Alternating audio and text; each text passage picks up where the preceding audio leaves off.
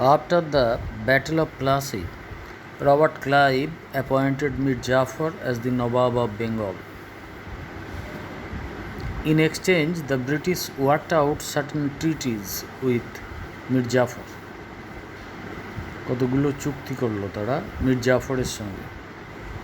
The treaties gave the British unrestricted trading rights.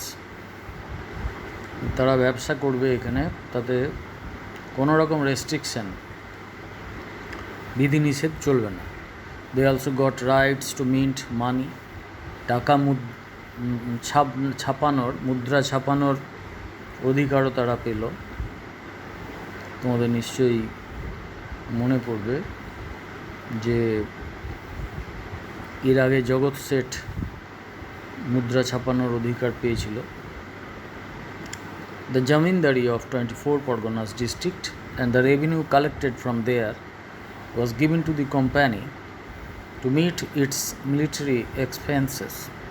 A British representative was appointed at the Nawab's court at Murshidabad.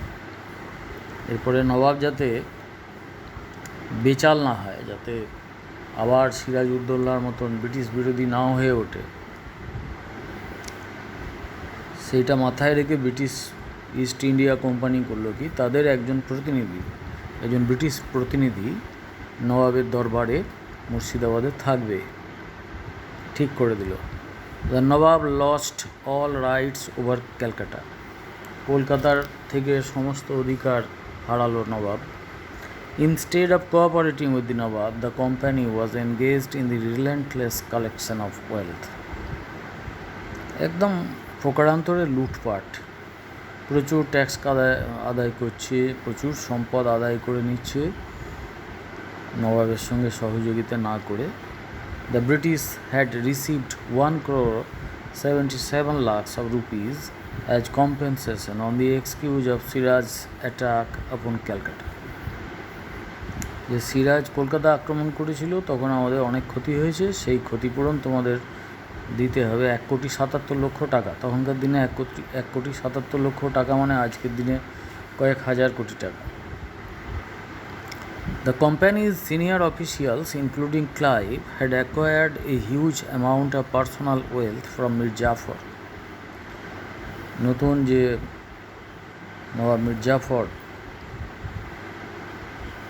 তার কাছ থেকে Clive ব্যক্তিগত স্তরে এবং company স্তরে প্রচুর টাকা আদায় করে নিয়েছিল, সম্পদ আদায় করে নিয়েছিল। The company extracted oil to the tune of 3 crores from Mir Jafar after the Battle of Plassey. About 3 crores were extracted from Mir Jafar after the Battle of Plassey. This is known as Plassey plunder. Plassey লুণ্ঠন বলা হয়। Obviously, the Nawab's treasury had been emptied due to this loot. Clive returned to England in 1760. At that time, many British officials had intended to remove Mir Jafar from power. Clive 1760 ইংল্যান্ডে ফিরে গেলেন। তখন অনেক British official চেয়েছিলেন যে এই মির জাফরের দ্বারা হবে না, টাকা চাইলেই পাওয়া যাচ্ছে না এর কাছে, তো একে ক্ষমতা থেকে হটিয়ে দাও। The nawab was unwilling to meet the company's demand for money. In October 1760, Mir Jafar was removed and his son-in-law Mir Qasim was made the Nawab. Mir জাফরকে সরিয়ে তার জামাই মির কাসিমকে নবাব করা হলো 1760 সালে। That means Mir Jafar ruled in his first term for just about 3 years, from 1757 to 1760. Mir Qasim had to pay almost 20 lakhs to become Nawab with British support. এই ব্রিটিশদের সমর্থন নিয়ে নবাব হওয়ার জন্য মির কাসিমকে আবার 29 লক্ষ টাকা পে করতে হলো ব্রিটিশ দিকে। He paid the money to company officials, এই টাকাটা কোম্পানির যারা অফিসার উচ্চ উচ্চ পদাধিকারী তাদেরকে পেমেন্ট দিতে হয়েছিল। He also gave the zamindari of Bardhaman, Medinipur and Chittagong to the British. Here is the reference of Bardhaman, so you must remember it, that the Jomindari of Bardhaman,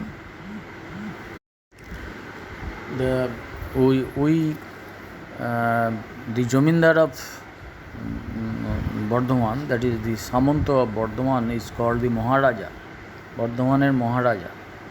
Actually he was not a sovereign king, he was just a জমিদার এবং তার যে জমিদারি সেটাও দিয়ে দিতে হয়েছিল ব্রিটিশকে। মেদিনীপুর এবং চট্টগ্রাম, চিটাগং এগুলোকে ব্রিটিশকে দিয়ে দিতে হয়েছিল, মীর কাসিম দিতে বাধ্য হয়েছিলেন। The company supposed that the Nawab was loyal to it, তার ফলে কোম্পানি ধরেই নিয়েছিল, company means the British East India company, it thought that the Nawab was loyal to it.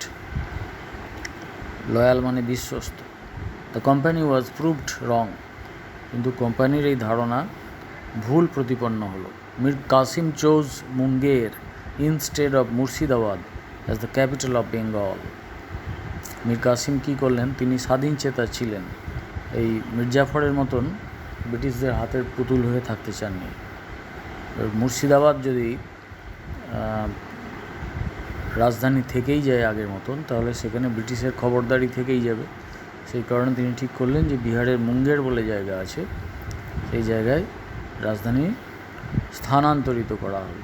সরিয়ে নিলেন তার রাজধানী মুর্শিদাবাদ থেকে, বাংলার মুর্শিদাবাদ থেকে বিহারের মুঙ্গেরে সরিয়ে দিলেন। He made efforts to remodel the royal army, এবং রাজার যে সৈন্য সামন্ত সেটাকে আবার নতুন করে তিনি সাজাতে লাগলেন, রিমডেলিং করতে চাইলেন। অ্যান্ড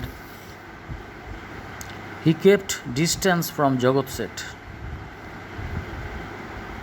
জগৎ Seth who was closer to the Nawabs of Murshidabad. He was a conspirator, you have seen it, that he conspired along with Umi Chand, Rai Durlab and Mir Jafar to dethrone Siraj-ud-Dawla. So Mir Qasim knew the character of Jagat Seth, so he felt it safe to keep distance from Jagat Seth. In the beginning, the British were not worried about Mir Qasim's movement. প্রথম ব্রিটিশরা মনে করছিল মীর কাসিম যা করছে করুক, আমাদের সঙ্গে তো ভালো সম্পর্ক রেখেছে। Gradually Mir Qasim came into conflict with the company upon the issue of private trade of the company employees. কোম্পানির যে কর্মী যারা, তাদের যে ব্যক্তিগত ব্যবসা, সেই কোনো রকম ট্যাক্স না দিয়ে ব্যবসা করা, এই সমস্ত ব্যাপার, তার ফলে ব্রিটিশদের সঙ্গে বিরোধ বাঁধল মীর কাসিমের। The company merchants illegal trade had badly affected the Bengal economy. Company যদি হিউজ ব্যবসা করে এবং তার নবাবের পাওনা ট্যাক্সটা না দেয়, তাহলে নবাবের যে তার যে শাসনাধীন অঞ্চল, সেখানে অর্থনৈতিক ক্ষতি হবে সেই অঞ্চলের মানুষের, এবং নবাবের রাজকোষে অর্থ আসবে না। On the other hand, non-payment of customs duty affected the Nawab's revenues. যে কাস্টমস ডিউটি না দেওয়ার জন্য নবাবের যে আয় কমে গেল। On the other hand, native traders having to pay duty faced stiff competition. British বণিকরা তারা ট্যাক্স দেবে না, আর যারা আমাদের দেশীয় বণিক তাদেরকে ট্যাক্স দিতে হবে। তার ফলে দেশীয় বণিকরা ব্রিটিশ বণিকদের কাছে তীব্র কম্পিটিশনের মুখোমুখি হলো। Foreign traders other than the British war complaining to the Nawab against them. এবং I have already told you that Armenians, French, Portuguese, they also came to our country to engage themselves with commerce and trade. And other than the British, the companies which were non-British European companies, they complained against the British company. নবাবের কাছে নালিশ করলো যে এই ব্রিটিশরা tax দিচ্ছে না আপনাকে, ব্রিটিশরা যথেচ্ছ লাভ করছে, আর এদের সঙ্গে কম্পিটিশনে আমরা পেরে উঠছি না। The Nawab finally exempted the native traders from paying duty on trade. এতে ক্ষিপ্ত হয়ে মীর কাসিম করলেন কি, যে ঘোষণা করে দিলেন যে দেশীয় বণিক যারা, তাদেরকেও ব্যবসা করার জন্য ট্যাক্স দিতে হবে না। কারণ নবাব বুঝতে পেরেছিলেন, he could understand that it was not possible for him at that point of time to collect tax from the British East India Company, because they were more powerful. So what he could do is to give the native traders relief by exempting them from paying duty on trade, and he did it. Though this helped the native traders, the Nawab's treasury faced a crisis. এর ফলে হলো কি, যেটুকু সামান্য অর্থ দেশীয় বণিকদের কাছ থেকেও আসছিল, সেটাও বন্ধ হয়ে গেল। তার ফলে নবাবের রাজকোষে অর্থের অভাব ঘটতে লাগলো। Then the Battle of Buxar and Grant of Diwani at page 25. Mir Qasim's conflict with the company began in 1763. Defeated by the British at Katwa, Murshidabad, Gidia, Udaynala, Munger, Mir Qasim fled to Abad, means present day Ajodhya. এই সব জায়গাতে মীর কাসিমের সঙ্গে ব্রিটিশদের conflict হয়েছিল, যুদ্ধ হয়েছিল, এবং কাটোয়া, মুর্শিদাবাদ, গিরিয়া, উদয়নালা, মুঙ্গের এই সমস্ত জায়গায় তিনি পরাজিত হয়েছিলেন ব্রিটিশদের কাছে। তখন তিনি অযোধ্যায় পালিয়ে গিয়েছিলেন। তো company again chose Mir Jafar as Nawab. সেই সুযোগে কোম্পানি আবার মীর জাফরকে নবাব পদে বসিয়ে দিল। Mir Qasim had formed an anti British alliance with Shuja-ud-Dawla, Nawab of Awadh, and the Mughal Emperor Shah Alam II. যাদের কথা বললাম, সুজা-উদ-দৌলা এবং যিনি অযোধ্যার নবাব, এবং মুঘল সম্রাট, তখনও তাদের টিম করে জ্বলছে তাদের সাম্রাজ্যের বাতি। সেই তখন মুঘল সম্রাট ছিলেন শাহ আলম II, দ্বিতীয় Shah Alam. He was not at all powerful, and the glory of the Mughal period by that time had waned to a great extent. It was the lamp of the Mughal glory was going to be extinguished very soon. However, Mir Qasim sought to form an alliance with Shuja-ud-Dawla, the Nawab of Awadh, and the Mughal Emperor Shah Alam II. The allied army fought with the British in 1764. This was the Battle of Buxar. একেই বলা হয় বক্সারের যুদ্ধ। The company's army won the battle. কোম্পানির সৈন্যরা সেই যুদ্ধে জয়লাভ করল। The Mughal Emperor entered into a deal with the British. Shuja-ud-Dawla and Mir Qasim escaped. বাধ্য হয়ে মুঘল এম্পারার তার রাজত্ব রক্ষার জন্য ব্রিটিশদের সঙ্গে একটা চুক্তি করলেন, আর Shuja ud Daula, the Nawab of Awadh, and Mir Qasim, they escaped, তারা পালিয়ে বাঁচলেন। The expansion of the company's power, which had begun with Plassey, reached its climax at Buxar. They started there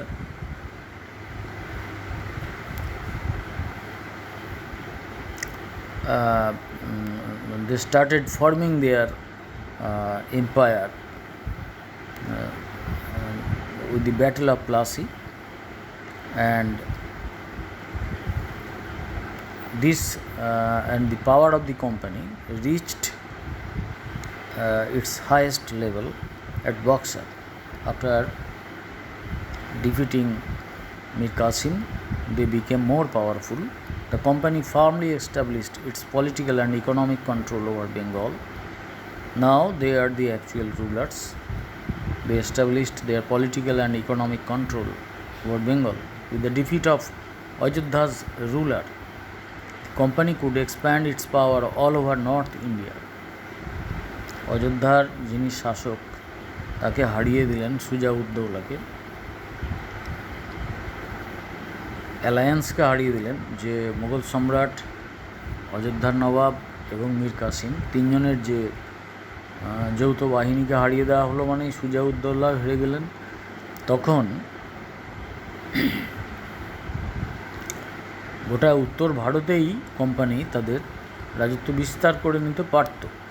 The defeat of the Mughal emperor, Mughal sovereign authority faced a crisis. এবং মুঘল এম্পায়ারও তো হেরে গেলেন, সুতরাং যে মুঘলদের যে সার্বভৌম ক্ষমতা সেটাও সংকটের মুখে পড়ল। In 1765, Emperor Shah Alam gave the company Diwani rights of Bengal, Bihar and Odisha. Siraj-ud-Dowla, Mir Jafar and Mir Qasim were the Nawabs of successive Nawabs of Bengal, Bihar and Odisha, and in this region the company got the right to collect taxes from Emperor Shah Alam II.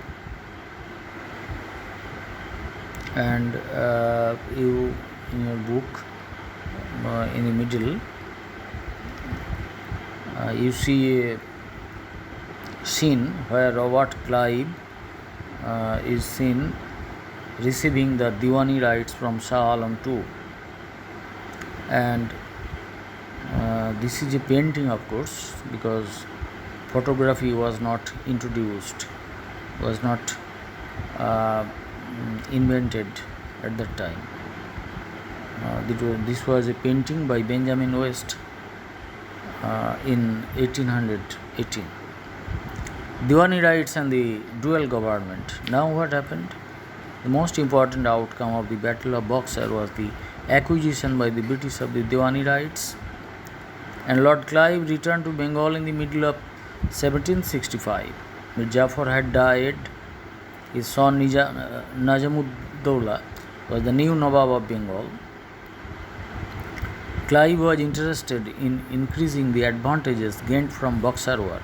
Instead of directly occupying North India from Bengal to Delhi, the British showed formal loyalty to the Mughal emperor. Accordingly, Shah Alam II and Shuja-ud-Dowla signed treaties with the British at Allahabad in 1765. The treaties provided for Shuja-ud-Dowla's recovery of the throne of Awadh upon a payment of 50 lakh rupees. ব্রিটিশরা Clive যখন আবার ফিরে এলো তখন খুব সহজেই, আমি একটু আগে বললাম যে নর্থ ইন্ডিয়া দখল করে নিতে পারত, কিন্তু সরাসরি নর্থ ইন্ডিয়া দখল করে নেওয়ার চাইতে, বাংলা থেকে একবারে দিল্লি পর্যন্ত দখল করে নেওয়ার চাইতে ব্রিটিশরা এমনি ফর্মালি তাদের যে আনুগত্য প্রকাশ করলো মুঘল সম্রাটের প্রতি, এবং তার ফলে কি হলো যে শাহ আলম II এবং সুজা-উদ-দৌলা দুটো চুক্তি করতে বাধ্য হলেন ব্রিটিশদের সঙ্গে। এলাহাবাদে এই চুক্তি সম্পন্ন হয়েছিল 1765 খ্রিস্টাব্দে। The treaties provided for Shuja ud Daula's recovery of the throne of Awadh. যে অবধ বা অযোধ্যার যে রাজা ছিলেন সুজা-উদ-দৌলা, তিনি পরাজিত হলেন, সুতরাং এখন তো তার আর রাজা থাকার কথা নয়, কিন্তু এই চুক্তির ফলে সুজা-উদ-দৌলাকে আবার তার রাজত্ব ফিরিয়ে দেওয়া হলো। That means he was he could recover his throne, but upon a payment of 50 lakh rupees 50 লক্ষ টাকা বলতে গেলে ক্ষতিপূরণ দিয়ে তবে তিনি তার সিংহাসন ফিরে পেলেন। আর Allahabad and Kara region were detached and given to the Mughal emperor. তারপরে কি হলো, এলাহাবাদ এবং কারা অঞ্চলটা মানে বিচ্ছিন্ন করা হলো এবং সেটাকে মুঘল সম্রাটকে দিতে বাধ্য করা হলো। ইন রিটার্ন, বিনিময়ে, ফর রিগেনিং দিল্লি পুনরায় ফেরত পাওয়ার বিনিময়ে Shah Alam to issued a farman. Shah Alam two একটা ফরমান মানে বাদশাহী আদেশ জারি করলেন। This granted the diwani rights of Bengal, Bihar and Orissa to the company upon an annual payment of 26 lakh rupees. 26 লক্ষ টাকার বিনিময়ে বাংলা, বিহার এবং উড়িষ্যায় হচ্ছে কর সংগ্রহ বা দেওয়ানি অধিকার লাভ করলো ব্রিটিশরা। Now the dual system of administration. Dual মানে দুজনের শাসন করবে, মানে রাজা তার একটা আড়ম্বরপূর্ণ সিংহাসনে বসে থাকবে, রাজা বা নবাব, কিন্তু তার কোনো ক্ষমতা থাকবে না, অথচ তার দায়িত্ব থাকবে। তাহলে ক্ষমতাহীন দায়িত্ব, রেসপন্সিবিলিটি উইদাউট পাওয়ার। আর ব্রিটিশদের কী থাকবে, যে দায়িত্বহীন ক্ষমতা, অর্থাৎ power without responsibility. They will rule, virtually rule the regions, Bengal, Bihar and Odisha, but they are not duty bound to do anything good for the region, good for the people of the region. And the king, the duty lies with the Nawab, though he has no power. এই যে ধরনের শাসন ব্যবস্থা, this is called dual system of administration. The Diwani rights vastly increased the political and economic power of the company. The company had spent a lot of money fighting Mir Qasim. It wanted to make good the loss from the Diwani rights. দেওয়ানি লাভ করে সেই ক্ষতিটা পুষিয়ে নেওয়ার, ক্ষতি থেকে লাভ করার চেষ্টা করলো। The lawful right to collect the revenue of subah Bengal had made the company politically powerful. Bangla সুবাদার বলা হতো অ্যাকচুয়ালি, ওরা নিজেদিকে নবাব ঘোষণা করেছিল, অ্যাকচুয়ালি দে ওয়ার সুবেদার্স। ওরা মুর্শিদ কুলি খাঁয়ের যখন গল্প শুনেছ তখন জেনেছ। তো এই যে সুবা বাংলার তারা রেভিনিউ কালেকশনের দায়িত্ব পেল, এর ফলে তারা ব্রিটিশরা খুব রাজনৈতিক দিক থেকে ক্ষমতাশালী হয়ে উঠল। British now brought about a new system of rule. এখন তারা নতুন শাসন ব্যবস্থা চালু করলো। Two rulers thus existed in Bengal. এই সময়ে বাংলায় দুজন শাসক ছিলেন। On the one hand the Nawab Najimuddaula enjoyed political power and looked after law and administration. একদিকে নাজিমুদ্দৌলা, সেই সময়কার নবাব, the son of Mir Jafar, he enjoyed political power, তার রাজনৈতিক ক্ষমতা ছিল। And looked after law and administration, আইন শৃঙ্খলা প্রশাসন তিনি দেখতেন। On the other hand the British had economic power. আর ব্রিটিশদের কী ছিল, তারা ব্যবসায়ী জাত, তাদের ছিল আর্থিক ক্ষমতা। And the right two revenue collection, এবং ট্যাক্স আদায়ের ক্ষমতা। Therefore the Nawab could wild political power minus economic পাওয়ার। তার ফলে নবাবের কী ছিল, রাজনৈতিক ক্ষমতা মাইনাস অর্থনৈতিক ক্ষমতা। This system in Bengal is known as the dual system of administration. The East India Company was a foreign power. This was the first time a foreign merchant company was given Diwani rights of a Suba. এই যে কোনো একটা বিদেশি কোম্পানিকে এই প্রথম একটা সুবার দেওয়ানি দেওয়া হলো। As a result, gradually the amount of capital the company would get from Britain for business began to decrease. তার ফলে যে পুঁজি তারা ব্রিটেন থেকে সংগ্রহ করতো ব্যবসা করার জন্য সেটা কমতে লাগলো। Business capital was created out of Bengal's land revenue. Zamindari, জমি থেকে আদায় করা ট্যাক্স, এই সবগুলো নিয়েই তাদের সম্পদ বাড়তে লাগলো। সুতরাং ব্রিটিশরা তাদের দেশ থেকে যে ক্যাপিটাল, যে পুঁজি বিনিয়োগ করছিল, সেই পুঁজিটা কমে যেতে লাগলো। Between 1757 and 1765, the company emerged as the main power in Bengal. এই সময়ের মধ্যে বাংলার প্রধান ক্ষমতার কেন্দ্র হয়ে উঠল British East India company. The foundation of the British Empire in the Indian subcontinent was thus created. এতে এই ভারতীয় উপমহাদেশে ব্রিটিশ সাম্রাজ্যের গোড়াপত্তন হলো। The merchant scales had been transformed into the ruler's scepter. বণিকের মানদণ্ড দেখা দিল রাজদণ্ড রূপে। বণিক মানে ব্রিটিশ বণিক, মানদণ্ড মানে যেটা দিয়ে ওজনদারি, যেটা দিয়ে দাঁড়িপাল্লা বলি, যেটা দিয়ে ওজন করা হয়। বণিকরা ওজন করে দেয় না, তো সেই মানদণ্ডটা এখন আর মানদণ্ড রইল না, রাজদণ্ডে পরিণত হলো। রাজদণ্ড মানে শাসন করার ক্ষমতা। Today let us end the class here.